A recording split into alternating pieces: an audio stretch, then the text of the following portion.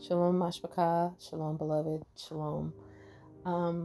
Just want to tell you that the other day I was talking to Yahuah, and I don't know what to call it. I don't know if I should call it a vision or what, but in my mind's eye, I started thinking about Lot and his wife, and I could picture, like, every time I read that story, I picture him and his wife and his daughters running up out of Gomorrah, and behind them it's just like all hell breaking loose, right?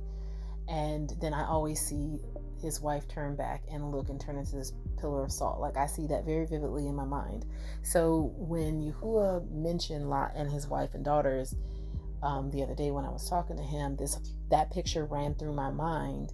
And then right when I got to the part where Lot's wife turned around and looked back and turned into a pillar of salt, that is when Yahuah spoke to me.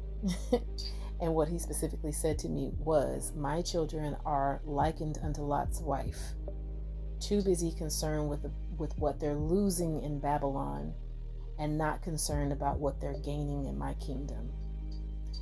And his admonishment to us is, keep your eyes on the things above and not on things below. Do not turn around and become that pillar of salt like Lot's wife. Matter of fact, Matthew 5, I want to say it's somewhere starting in verse 13. It is verse 13. You are the salt of the earth, but if the salt has lost his savor, wherewith shall it be salted? It is thenceforth good for nothing but to be cast out and to be trodden underfoot of men.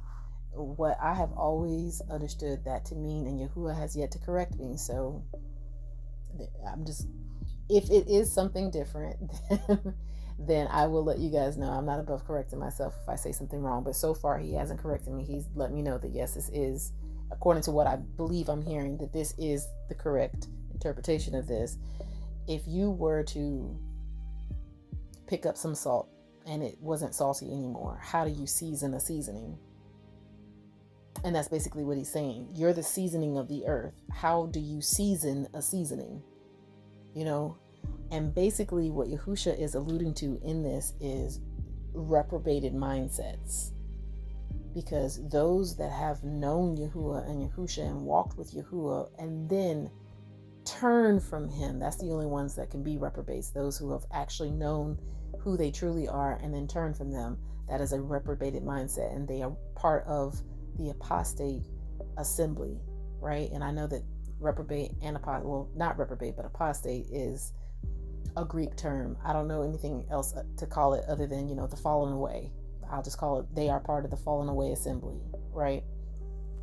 So with that being said, that's what Yahusha is alluding to with, you can't resalt salt. So he's letting you know, don't fall away because you can't resalt salt. And it's the same thing Yahuah is saying right now. Don't be like Lot's wife. She turned into a pillar of salt and she became useless because she was too busy worried about what she was losing instead of about where she was heading and what she was gaining. She was gaining life. If she had just kept going forward with her daughters and her husband, she was gaining life in Yahusha and Yahuah. But the things of this world were more important. So it was almost like a lamentation when she turned back and she looked. Now, here's the thing. Please go and take that to Yahuah and make sure that I'm not speaking out the side of my neck, because I never want to lead anybody astray. Never. Not at all.